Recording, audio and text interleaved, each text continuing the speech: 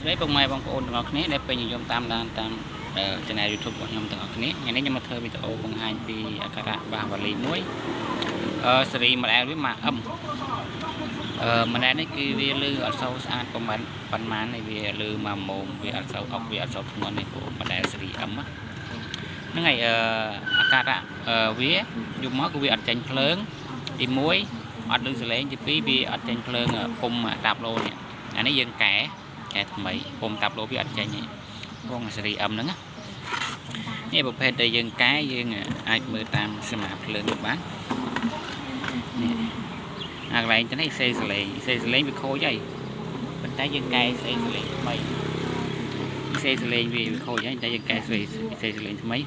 នេះខ្សែអ៊ីនណាសិនជាងស្រាប់មិនអាចមើលបានខ្សែអ៊ីននេះសេសលេងដែលយើងកែម្ដុំនេះបាញ់ភ្លើងពី10វ៉ុលចូលហើយស្រាប់កន្លែងវាខូច Bluetooth ហ្នឹងហើយជាច្រើនគឺមកអឹមហ្នឹងគឺវាខូច Bluetooth ហ្នឹងគឺពិបាកកែក៏ប៉ុន្តែយើងមានដំណោះស្រាយកែបាន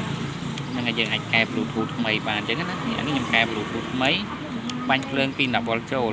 ព្រោះ Bluetooth របស់ខ្ញុំវាស៊ីភ្លើងពី10វ៉ុលចេញ5វ៉ុលយើងយកភ្លើងពី10វ៉ុលទៅភ្លើងបូកនេះភ្លើងដកមកយើងយកពី10វ៉ុលទៅអានេះ5វ៉ុលប៉ុន្តែយើងកៅកុំឲ្យពេលដែលយើងបិទបើកសលេងកុំឲ្យវាលឺទឹកណាយើងអាចកៅអានេះមកនេះកៅរេស្តង់កន្លែងនេះ10គីឡូអាចកៅវាមកនេះ10គីឡូមកចូលជើងគៀនជាងកៅវាកុំឲ្យវាបិទពេលដែលយើងបិទទៅវាលឺភឹបតែយើងកែហ្នឹងទៅវាអត់លឺទេហើយយើងដាក់កងនេះមកគ្រាប់កងនេះមកគ្រាប់មកហើយយើងបន្តោងនឹងក្បាលយោតនេះផ្សារមកចុងក្បាលយោតនេះមកខាងបោកយើងផ្សារមកចុងក្បាលយោតនេះមកហើយខាងមកយើងដាក់ម៉ាស់មកកងដងហ្នឹងយើងដាក់25វ៉ុលមក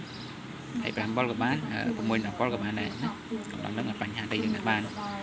ហើយយើងមើលមកខ្សែអ៊ីនវាខ្សែអ៊ីនយើងកែមកពិសេសលេងខ្សែភ្លើងបូកដកបាញ់ភ្លើងពី10វ៉ុលចូលហើយអាការៈវាតែប៉ុណ្្នឹងឯងគឺវាខូចសេសលេងផងខូច Bluetooth ផងសេរីម៉ាអឹមហ្នឹងហើយវីដេអូគឺមានតែប៉ុណ្្នឹងដែរមេជាងអាចមើលបានសម្រាប់កែ Bluetooth កែអីអត់ចេញយើងអាចមើលតាមនឹងបានវីដេអូដែលខ្ញុំធ្វើឲ្យមើលហ្នឹងព្រោះទីច្រើនសេរីអឹមហ្នឹងគឺកែ Bluetooth អត់កើតអញ្ចឹងណាអានេះយើងកែកើតព្រោះយើងឆ្កឹះសេនឹងចេញទៅយើងកែបានហើយនេះជើងអ៊ីនវាតិចប្រាប់ជើងអ៊ីននេះជើងអ៊ីនវាកន្លែងកងដង2គ្រាប់នេះកងដង2គ្រាប់ហ្នឹងអ៊ីននឹង2នេះមួយខាងនេះមួយយើងបាញ់ភ្លើងចូលមកតែមកសរសៃក៏បានដែរលឺដូចគ្នាណា